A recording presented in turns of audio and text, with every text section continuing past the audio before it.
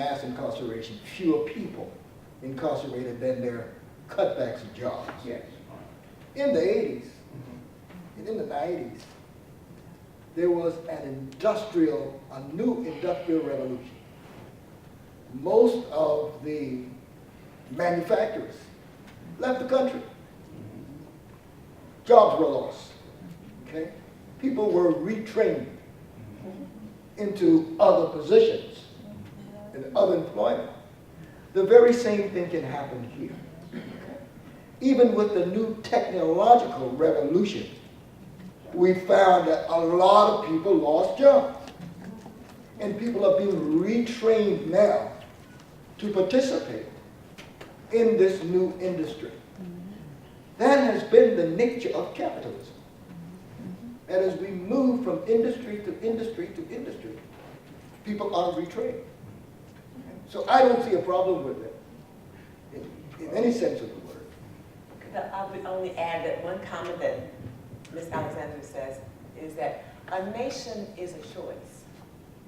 It's about making a choice and deciding how we're going to respond to whatever, drugs, responding to this change is a decision that the country has to make. We have to force that choice, but it's a choice that can be made, that instead of establishing the economy based on prisons, it has to be something else. You have to make that choice. It's a hard choice for some people to make, but it's a choice that can be made. But I think it can be made with creative imagination. In other words, let's put the money that we're putting into prisons, let's put them into schools, and that's going to create jobs for some people too. But let's say we couldn't even think of what it's going to do. It's still not right to say that we're going to keep this going on so that this group of people keeps their jobs and these folks suffer. That just we got, you know. That's not right. Right, yeah. That is, the fact of the matter. Yeah. These folks have depended upon incarcerated black people in order to keep their families thriving. Okay, it's like coal miners in West Virginia. You close down the mines, that industry is gone. We are an industry, really. I mean, and a lot of people don't want to look at it like that. That's what we just said. Slavery was an industry. Exactly. Okay? Jim Crow was an industry. Okay? It's all industries that have changed.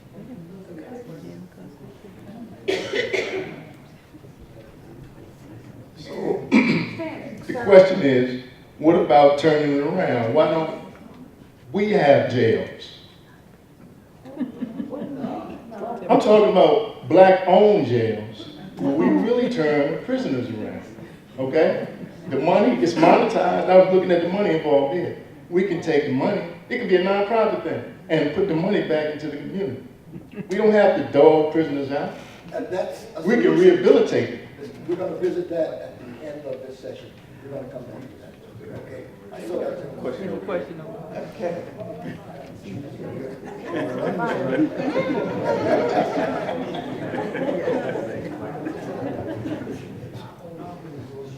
From Michelle Alexander's book, page 6, is the statement, the U.S. imprisons a larger percentage of its black population than South Africa did during apartheid. The most interesting part about that statement is the word apartheid. That word hasn't been spoken this morning. I've read comments by several authors who made this same argument. The system in the U.S. is actually more extreme than that in South Africa. Yet, why don't we hear the word apartheid? And my question is, are we prohibited from using the word apartheid to explain the U.S. system? No. I think they're synonymous. Mass incarceration, I think it's pretty much the same thing. It's just framed differently, but I agree that it's just as despicable. Actually, to me, it's not the same. Apartheid was a very different system than mass incarceration. Totally different. Plus which, we don't have to borrow any concepts for us to understand what is going on with this system. We don't need to borrow apartheid. Okay? It's a system. The mass incarceration system is a system of, I call it, economic imprisonment. Because so many industries are involved with mass incarceration. The food industry, you gotta feed them. Okay? The clothing industry, you have to clothe them. Okay? So you're talking about hundreds of billions of dollars, not just in caging people, but also clothing, feeding, medically supporting, educationally. Okay? These are all industries that's involved in this massive system, okay? Which is based and undergirded with the sense of racial superiority. And that to me is why they're the same. To me, it's a caste system based on race. Oh boy, ooh, we ignited something. I just started reading the book, maybe got through a small portion of it, but I think a piece that we didn't talk about is after the jail. I mean, we talked about the entry, but then after people are released, Absolutely. I think she's bringing up important parts about, well, you can't even survive in a society because it's already created you as a second-class citizen, like for the rest of your life. And I just wanted you guys to address that portion there.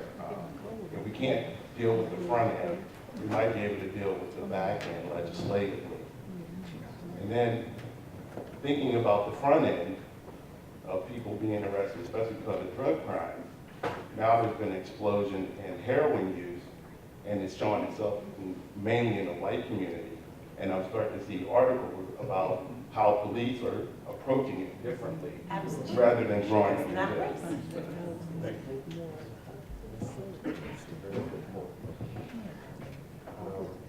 So, did you have a question? Yeah, that was how do you address the baggage? Yeah. But what you say about, the back end of it certainly is, I mean, and I think that's this, I guess we have to define apartheid, getting back to that other question, to really know exactly what, what nuances might be considered. But it has to do with people being set apart from other people, which happens in this nation now. Is it the same system that's happened in South Africa?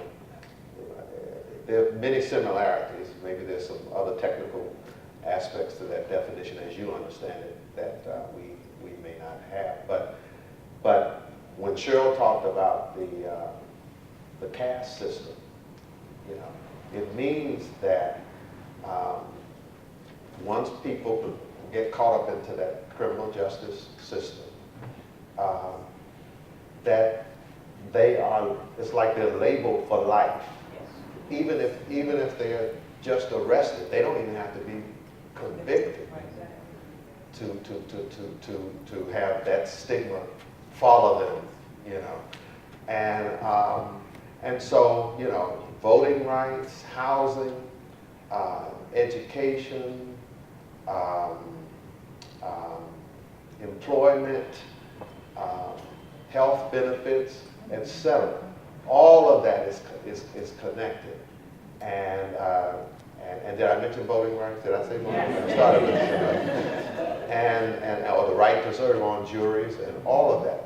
And so that means that you're paying. And some of these people who have that kind, are locked into that kind of thing, all they may have done was had a drug conviction, drug use. Didn't even have to be drug dealing, just a drug. So we're treating that for some people as a crime, where for other people it's a medical kind of situation, you know. So you have that kind of disparity. But you're right, and so to me, in this nation that we call a democracy, to be locked in, to have the citizens of a nation locked into that kind of thing, simply because of a mistake that they made, perhaps, in some cases, not in all cases, because sometimes these charges are trumped up. They take them to court, and they give them some kind of attorney, okay, and then they are encouraged to plea bargain, to say that they're guilty, even when they know they weren't guilty. But when they say that, according to Michelle Alexander's book, the judge has no obligation to tell them what the consequences of their pleading guilty are, in terms of being denied all of these benefits and rights that most of us just take for granted in our everyday lives. So it is truly an evil system, to be quite frank. Question in the back. Which one?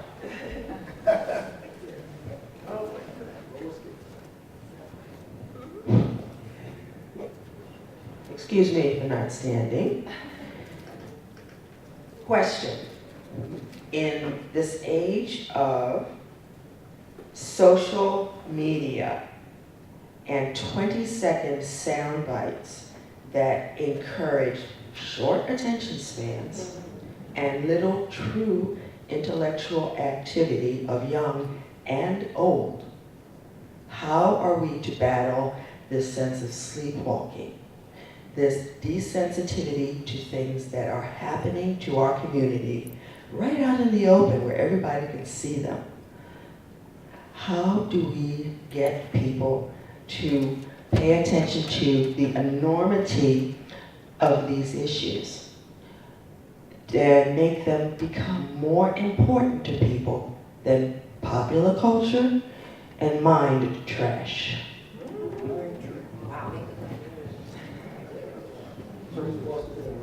Oh, thanks a lot.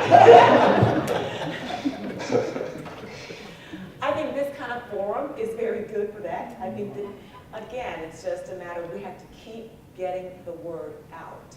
I do think that, I forgot the Grammy person's name. I'm not Beyonce. hip hop culture. No. At the Grammy Award, there was a hip hop, help me out. You know, those kind of things that may not appeal to me aesthetically, but appeal to a lot of people, show very powerfully how the connection between what happened in the past is to the present. So I think through entertainment, through the things that do appeal to young people, Instagram or whatever, we have to keep getting the message out that this is what has happened, is happening, and will continue if you don't make a change.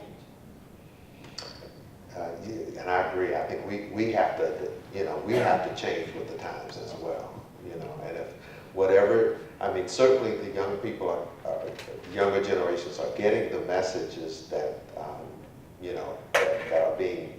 that are utilizing the media to which they are attracted, and so we have to learn how to use that media as well. In addition to that, I think that I'm a minister, so I believe that the church has a critical role to play as well. And that means we have to, what you open up is how do we cross the generational divide in terms of helping to educate the young people, talk about the history that they do not have. And we've got to make sure that we don't major in the minors as we deal with our youth. All of us have come through, all of us have been youth, and we did things our parents didn't quite understand, and that's just the way it goes. But instead of us getting so hung up on somebody's pants maybe a little further down than we we would think is appropriate. Let's make sure that instead of allowing that to become a stumbling block, let's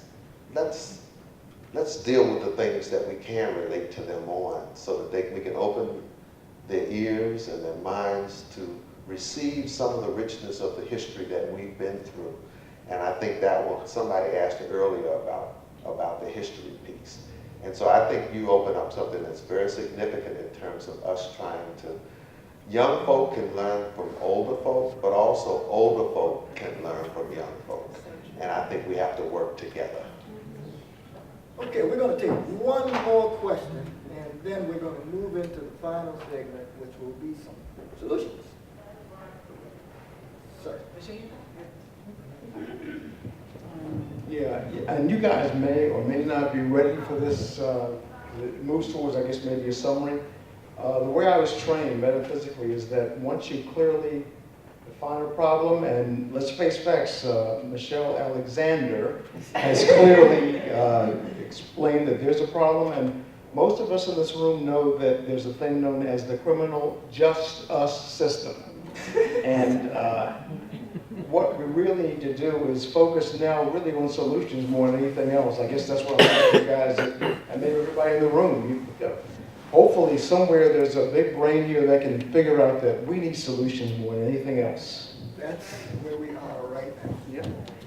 I do want to take executive privilege to say there are some young people in this audience, and I do want to hear from one of them at least before we went on to solutions if they have a question.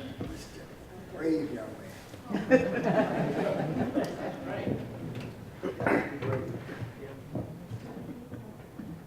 My name is Seth Adams. I go to school here in PG County. I don't have a question, but I'll read my statement I have. It's on page 141. Criminals are the only social group in America we have permission to hate.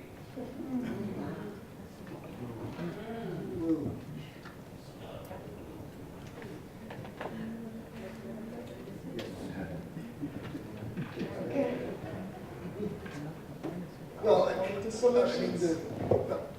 I think we need to say something in reference to that kind of statement. It's from the book, but What was the statement? well, the statement is that criminals are the only subgroup in America that we are allowed to hate. Okay. So there isn't a whole lot you can say about that. You know, it's not a whole lot. We know it through how we deal with people who are considered criminals. And since there has been this early effort to brand you as a criminal, it becomes a non-talking issue. A lot of times when guys return home, folks in the community don't want him back. They just don't want him. They've watched him grow up. But now they don't want to have anything to do with him because he has been labeled as such. And therefore he's going to touch my son. Or he's going to have something to say that's going to influence my son to follow his road. Okay? But it's a very accurate statement, one of the most accurate statements out of the book. We are allowed to hate people who have been labeled as criminals. A solution, please. Yes. Following up on what you said, I think that they have media lynched black people for decades. And so other people look at us all as potential criminals. Not just a man coming home from prison. We can't walk in the store without being followed around the store, thinking that we may steal something. So we are a potential criminal when we go in stores, when we go in a lot of different places. So that statement that he just said really pushed a button in me, because if they perceive us all as potential criminals or criminals, then they really feel like they have the right to hate us as a group of people.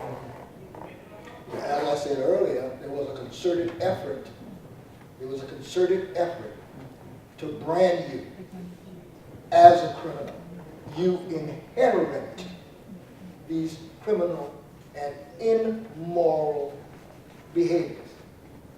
People went out and wrote books on it. Okay. Du Bois and some of the other black during this period tried to refute a lot of the written materials that folks were using statistical kinds of data to try and prove that you are criminal and your children will be criminals. And this is how they see us now. Unfortunately, I know a lot of us don't want to see it because we have friends, okay? But we are perceived as a criminal race. And just to add to that, Michelle Alexander talks about the politics of respectability or responsibility.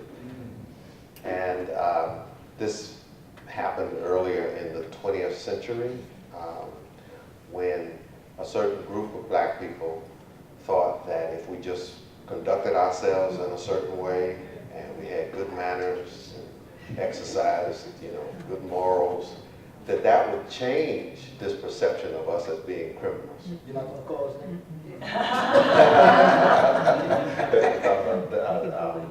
Booker T. Washington and others followed that. And so there was a while that we thought that if we just proved that we, were good people, then we could change this racist impression of us. But that does not work. So you're absolutely right. Okay. Then I'm okay. Yes.